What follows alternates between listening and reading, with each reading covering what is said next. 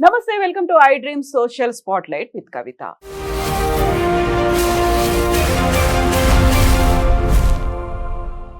Bengaluru rave పార్టీలో drugs తీసుకోలేదని హేమ ఎంత చెప్పినప్పటికీ కూడా తను డ్రగ్స్ తీసుకున్నారని ఛార్జ్ షీట్ లో హేమ పేరు నమోదు చేశారు పోలీసులు. ఎందుకని ప్రతిసారి ఫిల్మ్ ఇండస్ట్రీ, రేవ్ పార్టీలు, డ్రగ్స్ వీటి గురించే మాట్లాడుకోవాల్సినటువంటి పరిస్థితి ఏర్పడుతోంది. ఇప్పుడు హేమ పేరు ఛార్జ్ షీట్ లో నమోదైన తర్వాత జరిగే పరిణామాలు ఎలా ఉంటాయి? మనతో పాటుగా ఉన్నారు సీనియర్ జర్నలిస్ట్ జిఆర్ మహర్షి గారు. మహర్షి గారు, ఇప్పుడు హేమ గతంలో చెప్పింది తను ఏ తప్పు చేయలేదు, అమాయకురాలు అనే మాట చెప్పింది, వీడియోస్ రిలీజ్ చేసింది. అయినప్పటికీ కూడా తనని సస్పెండ్ చేసింది, బట్ రివోక్ కూడా చేసింది. ఇప్పుడు సరికొత్తగా వచ్చినటువంటి ఛార్జ్ షీట్ లో హేమ పేరు నమోదైంది, తను కూడా డ్రగ్స్ తీసుకున్నట్టుగా తేలింది. అసలు ముందు తర్వాత ఏం జరిగింది? ఏం చేసిందంటే ఊరికి ఎక్కువ అనవసరంగా తాను ఆ కేసులో లేనని చెప్పుకోవడానికి విపరీతంగా నటించడం. అంటే ఆ సినిమాల్లో నటించకుండా బయట నటించేసి అక్కడ పొరపాటు. రెండు, ఆ పోలీసులను కూడా ఒక రకంగా గుచ్చినట్టు అయింది. అంటే వాళ్ళకి సంబంధం లేకుండా ఈమె బయటకు వచ్చి వీడియోలు చేయడం, ఒకవేళ ఇవన్నీ చేయకపోయి ఉంటే ఏదో చూసి చూడనట్టు ఆమె పేరు తీసేసి ఉండేవాళ్ళేమో, అది వాళ్ళకి ప్రెస్టీజియస్గా మారింది. మమ్మల్ని మేము ఇక్కడ మా కస్టడీలో ఉండి కూడా మీరు ఇలా చేశారా అనేది ఏదో కొంచెం బెంగళూరు పోలీసులకు ఏదో గుచ్చుకున్నట్టయింది. సరే, అది వదిలేస్తే ఎందుకు సినిమా ఇండస్ట్రీ డ్రగ్స్ అనగానే సినిమా ఇండస్ట్రీ వాళ్ళ పేర్లన్నీ బయటకు వస్తాయంటే అక్కడ డ్రగ్స్ వాడకం ఎక్కువ ఉంది. మా వాళ్ళు ఏదో ఎన్నికలు పెట్టుకోవడము, ఇంకోటి చేయడము, సస్పెండ్ చేయడం, ఎత్తేయడం కాకుండా అసలు ఎందుకు సినిమా ఇండస్ట్రీకి డ్రగ్స్కి ఎందుకు అంత సంబంధం ఉంది అనేది ఒకసారి చూసి చెక్ చేస్తే, అంటే వాళ్ళు ఏం చేయగలరు, కనీసం ఆ వాడకం తగ్గించేది ఏమైనా ఒక చర్య, అలా డ్రగ్స్కు సంబంధించి ఎవరు పట్టుబడినా మేము నిషేధిస్తాము, మీకు సినిమాల్లో మేము అవకాశాలు ఇవ్వము, మీ అలాంటిది ఏదైనా ఒక నిర్ణయం తీసుకుంటే ఏదైనా కొంత తగ్గుతుందేమో. ఎందుకు సినిమా వాళ్ళు ఎక్కువ డ్రగ్స్ తీసుకుంటారంటే అది ఒక రకమైన డిప్రెషన్ ఫీల్డ్ మేడం. అది ఎందుకు డిప్రెషన్ అంటే డబ్బులు వస్తాయి కదా, సెలబ్రిటీ హోదా వస్తుంది కదా, అంటే విపరీతమైన అప్స్ అండ్ డౌన్స్ ఉంటాయి, ఒత్తిడి విపరీతంగా ఉంటుంది. అంటే ఒక సక్సెస్ వచ్చిన తర్వాత దాన్ని నిలబెట్టుకోవడానికి విపరీతమైన ప్రెజర్ ఉంటుంది. ఆ ప్రెజర్ అనేది ఏమవుతుందంటే పక్కని ఏదో ఒక రిలాక్సేషన్ కోసం ఏదో మందు అనేది కామన్. ఇప్పుడు సోషల్ డ్రింకింగ్ అనేది కామన్ అయిపోయింది. దాన్ని ఏమి ఇప్పుడు దాని గురించి పెద్దగా ఎవరు చర్చించడం లేదు. ఈ డ్రగ్స్ ఎక్కువ ప్రాబ్లం అయిపోతాం. ఒక వీక్ పాయింట్ ఏదో ఒక వీక్ పాయింట్. ఇంకోటి ఏమిటంటే సక్సెస్ కూడా అంతే. సక్సెస్ వల్ల ఏమిటంటే ఒక దశ డబ్బులు వస్తాయి, ఏం చేసుకోవాలి, డబ్బులు వచ్చిన తర్వాత కూడా ఇంక వాళ్ళకి అంటే ఒక నెక్స్ట్ లెవెల్ ప్రెజర్ అంట, సంతోషం అంటారే, దాన్ని ఎక్కడో ఎవరు తగిలిస్తారు ఈ డ్రగ్స్ని. ఈ డ్రగ్స్ని ఒకసారి డ్రగ్స్ వల్ల ఏమిటంటే మొత్తం జనరేషన్స్ వెళ్ళిపోతాయి. ఒకసారి గనక అది తగులుకుంటే డ్రగ్ అనేది అంత సులభంగా వదిలించుకోలేరు వీళ్ళు.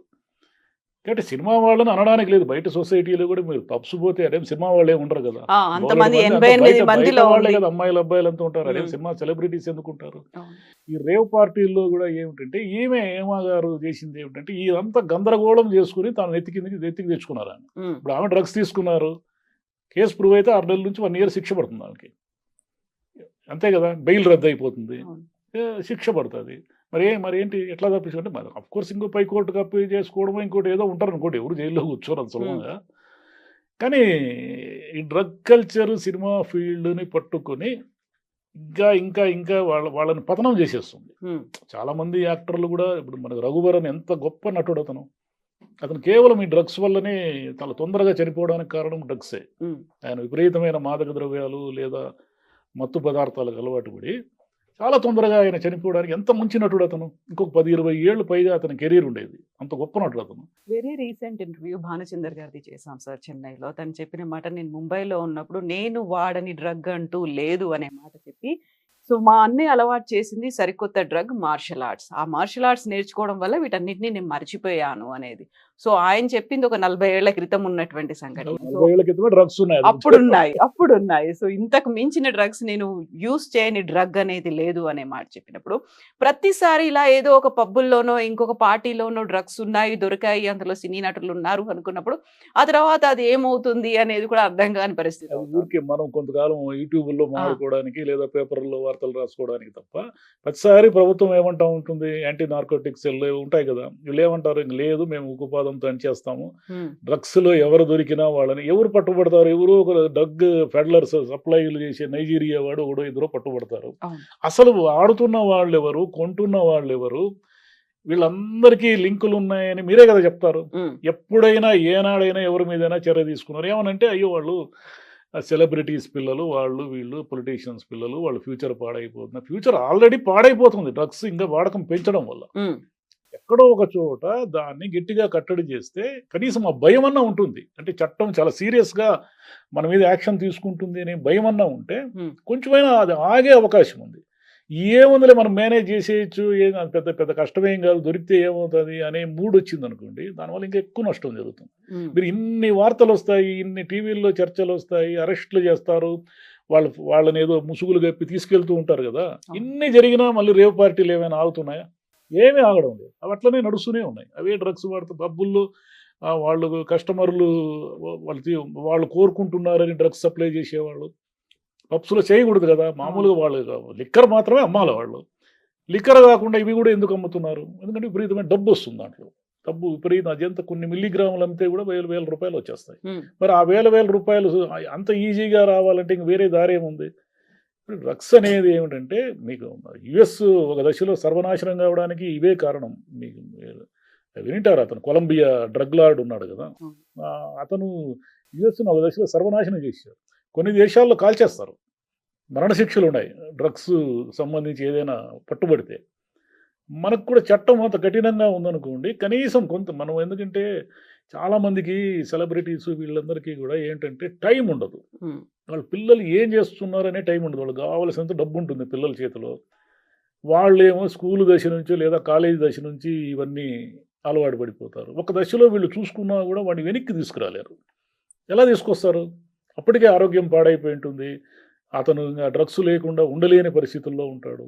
అంటే మీరు ఎంత సెలబ్రిటీస్ అయ్యి ఎన్ని కోట్ల రూపాయల ఆస్తిపరులు అయితే ఏం ప్రయోజనం? మీ పిల్లలు చూస్తూ చూస్తూ చాలా తొందరగా సూసైడే కదా అది ఒక రకంగా. కొంచెం లాంగ్ స్టాండింగ్ సూసైడ్ అంతే, కొంచెం పొడిగిస్తారు అంతే.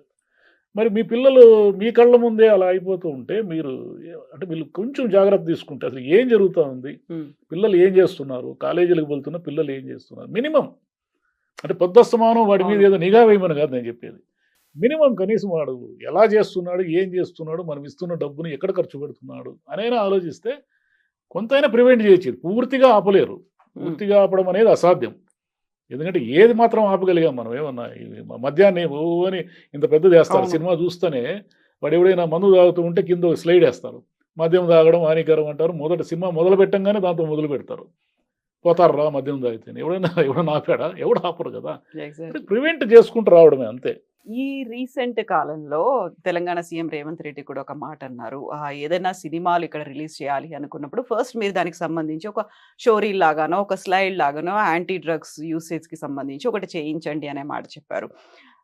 మా కూడా ఒక సస్పెన్షన్ చేసింది, ఆ తర్వాత ఎత్తేసింది. హేమ కూడా నేను 2 రాష్ట్రాల సీఎంలను కూడా కలుస్తాను అని చెప్పిన తర్వాత ఇప్పుడు ఛార్జ్ షీట్ లో పేరు వచ్చిన తర్వాత రియాక్షన్స్ అనేవి ఎలా ఉంటాయని మీరు అనుకుంటున్నారు? ఎలా ఉండాలంటారు? ఏం రియాక్షన్స్ ఉన్నాయి? అసలు ఏదో పొరపాటు అయిపోయింది అని అప్పుడే గమ్మునైపోయి ఉంటే ఏమీ అయ్యిండేది కాదు. ఆమె దీన్ని తెగే వరకు లాగింది. ఆమె తెగే వరకు లాగి మళ్ళీ వీడియోలు పెట్టి నేను బిర్యానీ వండిస్తా, మీకు అది వండిస్తా, ఇది వండిస్తా అని చెప్పి ఇప్పుడు ఆమె పేరు ఉంది. ఇప్పుడు ఆమె ఏం చెప్తారు? నేను అన్యాయంగా అక్రమంగా ఇరికిచ్చారని చెప్తారా? చెప్పలేరు కదా. మీకు రక్త పరీక్షలు చేసే కదా ప్రూవ్ చేస్తారు. కాబట్టి ఇంకా ఆమె ఏం చెప్పినా ఇంకా ఆమె చెప్పింది, ఆమె హాయిగా సినిమాల్లో నటిస్తూ ప్రశాంతంగా ఉండకుండా ఈ డ్రగ్స్ జోలికి ఎందుకు వయరా అర్థం కావడం లేదు. అంటే ఆమె వల్ల అనేక మంది చెడిపోతారు కదా. ఆమె సెలబ్రిటీ కదా ఎంతో కొంత. ఆమె ఆ పార్టీల్లో పాల్గొంటూ ఆమె చిన్నపిల్లల్ని ఆమె చెడగొడతా ఉంటే మళ్ళీ ఇంకా ఆమెకి ఇంకేం మాట్లాడే హక్కు ఉంది? ఆమె కూడా బిగ్ బాస్లో వచ్చి ఆ రోజు అన్ని నీతులు చెప్పారు కదా. ఏం మాట్లాడే హక్కు ఉంది ఆమెకి? ఏమి మాట్లాడక్కర్లేదు ఆమెకి. సో ఇప్పుడు ఏం చేస్తారని మీరు అనుకుంటున్నారు? ఏం చేయాలి? ఏం చేస్తారు? మా సస్పెండ్ చేస్తారు అంతే.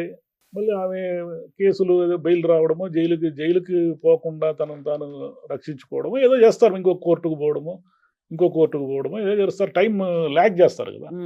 చేసిన తర్వాత ఇంక మా వాళ్ళు చేయగలిగింది ఏముంది ఆ ఆర్గనైజేషన్కి అంత రైట్స్? సినిమాల్లో మనకి ఎవరు అవసరమైతే వాళ్ళు నటిస్తూ ఉంటారు. ఈ ప్రకాష్ రాజ్ మీద నిషేధం అది ఇది అన్నారు, ఏమైనా అయిందే? ఆయన మామూలు నటిస్తూనే ఉన్నాడు కదా.